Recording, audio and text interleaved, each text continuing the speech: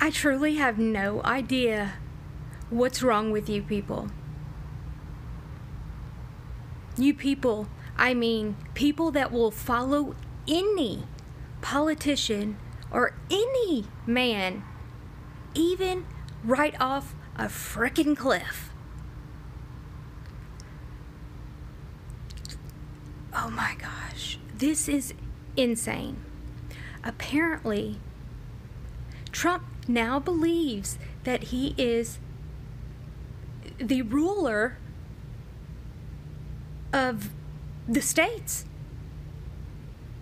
He doesn't think that states' rights are... What? Wait, what? What's even worse is we already know he's an egomaniac. What's worse is nobody is talking about this. I mean, a couple YouTubers have, but no, people are sharing this like, woohoo, go President Trump, Trump 2020, keep America great again. How do you keep America great without a constitution? We've already had, just within this situation, well, let's say within his presidency, the First Amendment chopped up. Oh, churches? No, you can't. No assembling. No. Assembling in general. Assembling, meaning hanging out with people peacefully, is assembling. That's your First Amendment. Our second has been chopped up. Yeah, how about we take the guns first and, then look into it? Yeah, No. Now we've got the 10th. Well, okay, 4th. I mean, that's been gone for essentially a while. But now he believes that he rules over the governors?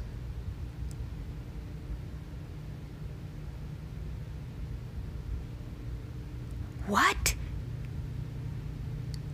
You fools! You same people that are, oh, nobody's taking my guns. The reason that we fight for all this is for the dang 10th Amendment. So one crazy man, no matter who that man is, decides, yeah, I'm gonna go ahead and say no on everything. What goes on in New York has nothing to do with Louisiana. What's going on in California has nothing to do with Alabama. You either support the Constitution or you support a man. That's your choices. You can't have it both ways. You people need to wake up. Because just because he's saying something, oh, it sounds good, yeah. You're not listening. You're not listening. And let's go ahead and listen to it. I just have, this is crazy. Ron DeSantis, I had read where he's thinking about opening up the schools earlier than the date, the end of the month. I'd have to look at the numbers. But again, I like to allow governors to make decisions without overruling them. Because from a constitutional standpoint, that's the way it should be done. Yeah, that's correct. But now we're going to listen to how he really feels. This is literally the same time. Back to back. Talking out both sides of your mouth. If I disagreed, I would overrule the governor. And I have that right to do it. But I'd rather have them, you can call it federalist, you can call it... If I disagreed, I would overrule the governor. And I have... No. He does not have that right. For those who have not read the Constitution, we have what's called the 10th Amendment. The powers not delegated to the United States by the Constitution are reserved to the states. The states have innumerable rights.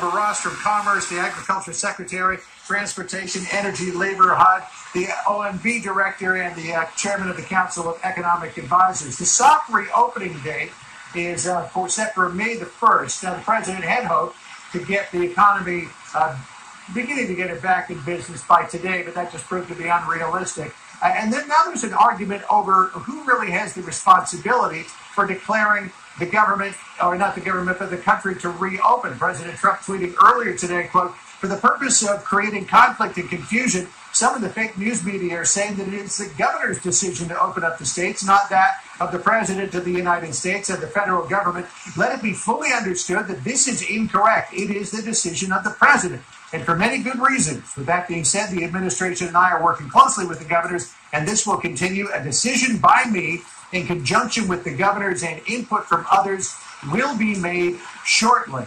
Now, I just checked on the constitutionality on all of this with George Washington University law professor and constitutional expert Jonathan Turley, who's very familiar to viewers of Fox about the president's tweet. And Professor Turley told me, quote, "He, the president, has nothing beyond persuasive authority on opening up the country. This is a state issue. As I have said, he has persuasive, not command authority."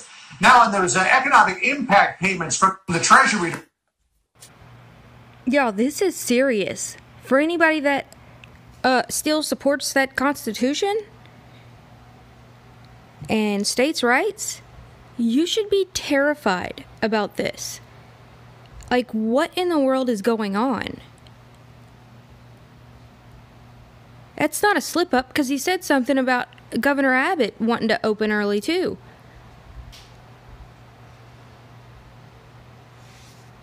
And do y'all remember this little gem? The category, you've spoken about it, Mr. President, gun violence restraining orders. They're called. California actually has a version of this. And I think you, in your meeting with governors earlier this week, individually and as a group, we spoke about states taking steps. But the focus is to literally give families and give local law enforcement additional tools if an individual is reported to be a potential danger to themselves or others. Allow due process so that no one's rights are trampled, but the ability to go to court, obtain an order, and then collect not only the firearms, but any weapons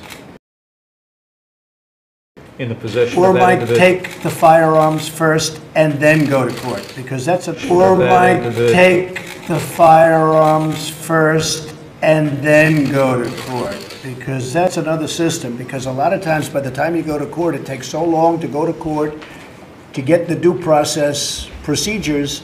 I like taking the guns early, like in this crazy man's case that just took place in Florida. He had a lot of firearms. They saw everything. To go to court would have taken a long time. So you could do exactly what you're saying, but take the guns first, go through due process second. This isn't an isolated incident.